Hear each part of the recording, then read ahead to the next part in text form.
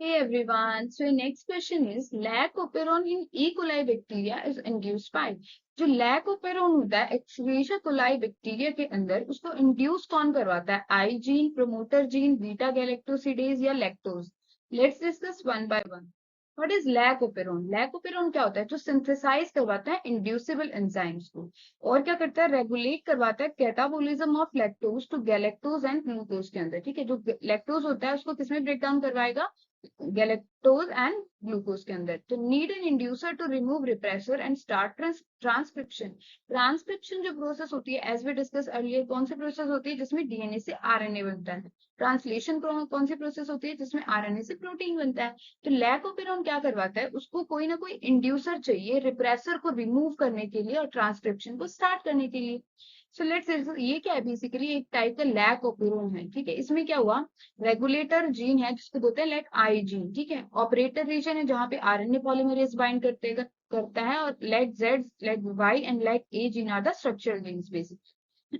So let I gene क्या करेगा mRNA की फॉर्मेशन करवाएगा एमआरएनए क्या करेगा प्रोटीन की फॉर्मेशन करवाएगा वो प्रोटीन क्या है एक टाइप का रिप्रेसर है वो आके कहाँ बाइंड कर जाएगा ऑपरेटर रीजन पे लेकिन ये होगा कब जब लैक्टोज एब्सेंट होगा तो ये क्या करेगा लेक आई जीन एमआरएनए की सिंथेसाइज करवा के वो प्रोटीन सिंथेसाइज करवाएगा जो ऑपरेटर के साथ बाइंड कर देगा और आगे जाके ट्रांसक्रिप्शन को स्टॉप कर देगा तो बेसिकली अगर यहाँ पे आके कोई रिप्रेसर बाइंड कर गया तो ये आरएनए पॉलीमरेज को बाइंड नहीं करने देगा आरएनए पॉलीमरेज बाइंड कहाँ करता है ऑपरेटर रीजन पे बाइंड करता है तो अगर यहाँ पे कोई रिप्रेसर आके बाइंड कर जाएगा तो वो आरएनए पॉलीमरेज यहाँ बाइंड नहीं करेगा और आगे जाके ट्रांसक्रिप्शन भी नहीं होगी सो अगर लैक्टोज एब्सेंट होगा तो रिप्रेसर क्या होगा ये जो रिप्रेसर ये एक्टिव होगा तो ऑपेरोन भी क्या होगा आगे जाके ओ और ट्रांसक्रिप्शन भी ओ So the lag repressor is innately active and in the absence of lactose, it switches off the operon. जब lactose नहीं होगा तो operon कैसा होगा switch off होगा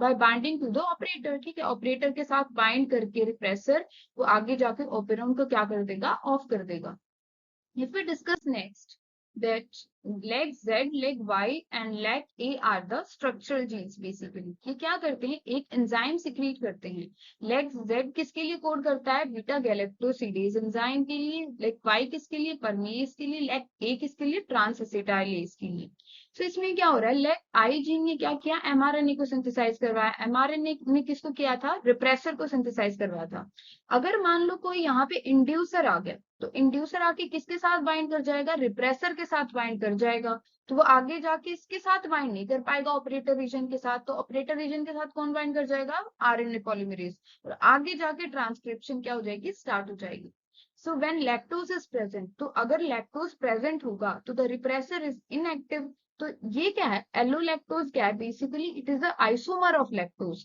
ठीक है तो उसने क्या करवा दिया इनएक्टिव करवा दिया रिप्रेसर को और आरएनए पॉलीमरेज अब इजीली बाइंड कर गया ऑपरेटर रीजन पे और आगे जाके क्या होगी ट्रांसक्रिप्शन इजीली स्टार्ट होगी so operon is on and beta galactosidase is produce ठीक है तो बीटा गैलेक्टोसिडेज क्या है स्ट्रक्चरल जीन का फर्स्ट एंजाइम है वो इजीली प्रोड्यूस हो गया तो लैक्टोज ये जो ओपेरोन है इसको इंड्यूस करवाने का काम किसने किया बीटा गैलेक्टोसिडेज एंजाइम ने किया सो एलोलैक्टोज क्या है it is an isomer of lactose act as inducer ठीक है ये क्या है आइसोमर है लैक्टोज का और ये किसकी तरह काम कर रहा है इंड्यूसर की तरह काम कर रहा है जिसने किसको इंड्यूस करवाया रिप्रेसर को इंड्यूस करवाया और आगे जाके ट्रांसक्रिप्शन को स्टार्ट करवाया so depress the operon by inactivating the repressor ठीक है उसने क्या किया इसके साथ रिप्रेसर के साथ बाइंड होके क्या कर दिया इसको रिप्रेसर को इनएक्टिव कर दिया in this way the enzyme for lactose utilisation are induce ठीक है इसलिए ये जो लैक्टोज की यूटिलाइजेशन है वो इजीली इंड्यूस होगी किसकी वजह से ये जो एलोलैक्टोज है ये किसकी तरह काम किया इसने इंड्यूसर की तरह काम किया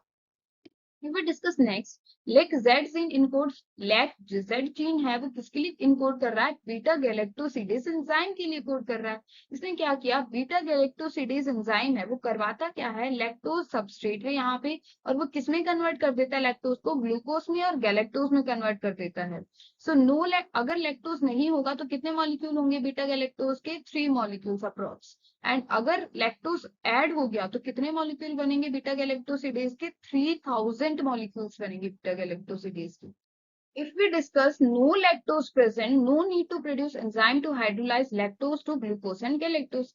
अगर लैक्टोज प्रेजेंट ही नहीं है तो कोई एंजाइम प्रोड्यूस करने की भी जरूरत नहीं है to hydrolyse lactose to glucose and galactose. Lactose को भी कन्वर्ट करने की जरूरत नहीं है ग्लूकोज और गैलेक्टोज में। लेकिन अगर लैक्टोज प्रेजेंट है, ठीक है, तो operon need to be turn on. ठीक है, तो अगर लैक्टोज प्रेजेंट है तो ओपेरोन ऑन होगा।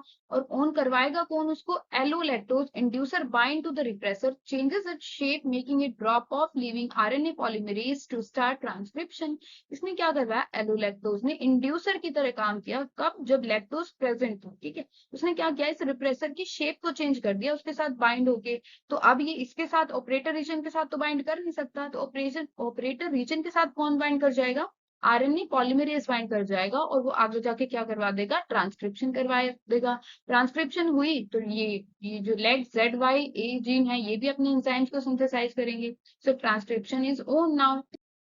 If we discuss lac operon, I gene क्या करता है? रिप्रेसर करता है एमआरएनए। पहले तो एमआरएनए सिक्रीट करेगा, अब एमआरएनए क्या करेगा? एक रिप्रेसर प्रोटीन सिंथेसाइज करेगा। वो कहाँ के बाइंड कर जाएगा? ऑपरेटर रीजन पे। So repressor bind to the operator region and prevent RNA polymerase from transcribing the operon. ठीक है, वो आगे जाके क्या नहीं करने देगा? जो आरएनए पॉलीमरेज है उसको ट्रांसक्राइब नहीं करने देगा ऑपरेंट को। कब होगा ये? जब एब्सेंस ऑफ इंड्यूसर। ठीक है, जब एलोलैक्टोज यहाँ पे प्रेजेंट नहीं है तो होगा ये। ठीक है, तो ट्रांसक्रिप्शन यहाँ पे ऑफ होगी। अगर आई जीन क्या कर रहा है नेक्स्ट में? अगर प्रेजेंस ऑफ इंड्यूसर है यानी कि लैक्टोज है तो इसके अंदर क्या हो जाएगा? एलोलैक्टोज है तो क्या किसके साथ बाइंड कर जाएगा? ये रिप्रेसर जो है ये इंड्यूसर के साथ बाइंड कर जाएगा, इसकी शेप चेंज हो जाएगी। अब ये जो ऑपरेटर रीजन पे ये बाइंड नहीं कर पाएगा, आरएनए पॉलीमरेज बाइंड कर जाएगा और आगे जाके क्या हो जाएगी? ट्रांसक्रिप्शन स्टार्ट हो जाएगी फाइनली। Z किसको सिंथेसाइज करेगा? बीटा गैलेक्टोसिडेज एंजाइम को, Y परमीज को एंड A एसिटाइलेज को। And if we discuss designation of gene, कौन सा जीन कौन से एंजाइम के लिए कोड कर रहा है और उस एंजाइम की फंक्शन क्या है? सो लैक जेड जीन किसके लिए कोड कर रहा है? बीटा गैलेक्टोसिडेज एंजाइम के लिए कोड कर रहा है। फंक्शन क्या है इस एंजाइम का? ब्रेक डाउन करता है लैक्टोज को ग्लूकोज एंड गैलेक्टोज में। लाइक वाई जीन किसके लिए कोड कर रहा है? गैलेक्टोज परमीएज के लिए कोड कर रहा है। क्या करता है ये enzyme? This protein found in the E coli cytoplasmic membrane. कहाँ प्रेजेंट होता है? इकोलाई बैक्टीरिया जो होता है उसके साइटोप्लाज्मिक मेम्ब्रेन में प्रेजेंट होता है। Actively transport lactose into the cells. करवाता क्या है? लैक्टोज को सेल्स के अंदर ट्रांसपोर्ट करने का काम करता है ये। लाइक ए जीन किसके लिए, कौन से एंजाइम के लिए कोड कर रहा है? थायोगैलेक्टोसाइड ट्रांसएसिटाइलेज के लिए। और करता क्या है? इसका फंक्शन अभी तक नोन नहीं है, लेकिन बस इतना है कि ये कोड कर रहा है लाइक ए जीन के लिए। ठीक है, if we discuss about the summary of these, अगर ग्लूकोज और लैक्टोज दोनों प्रेजेंट होंगे तो एक्टिवेटर प्रोटीन बाउंड नहीं कर पाएगा डीएनए में, और रिप्रेसर प्रोटीन क्या करेगा? Lifted off the operator site. So keep falling of promoter site पे वो रिप्रेसर आता रहेगा और ट्रांसक्रिप्शन नहीं होगी।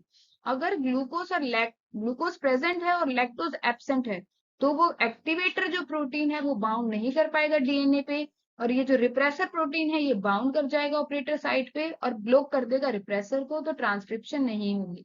अगर ग्लूकोज और लैक्टोज दोनों ही एब्सेंट है तो एक्टिवेटर प्रोटीन बाउंड कर जाएगा डीएनए पे, repressor protein bound to the operator site पे बाउंड कर जाएगा और ब्लॉक कर देगा रिप्रेसर को, तो ट्रांसक्रिप्शन नहीं होगी। अगर ग्लूकोज एब्सेंट होगा और लैक्टोज प्रेजेंट होगा तो ये क्या होगा? Activator protein bound to DNA and repressor protein lifted off the operator site and site on the promoter site, और ट्रांसक्रिप्शन क्या हो जाएगी वहां पे? ऑन हो जाएगी। ठीक है, तो अगर ग्लूकोज एब्सेंट होगा, लैक्टोज प्रेजेंट होगा तो ट्रांसक्रिप्शन होगी सिर्फ। ठीक है, if if we discuss about the question, lack of operon in E. coli is induced by, ये जो lack of operon है इसको induce कौन सा एंजाइम करवा रहा है? Beta galactosidase enzyme. So the right option is beta galactosidase. I hope you all understand the lack of operon. Thank you.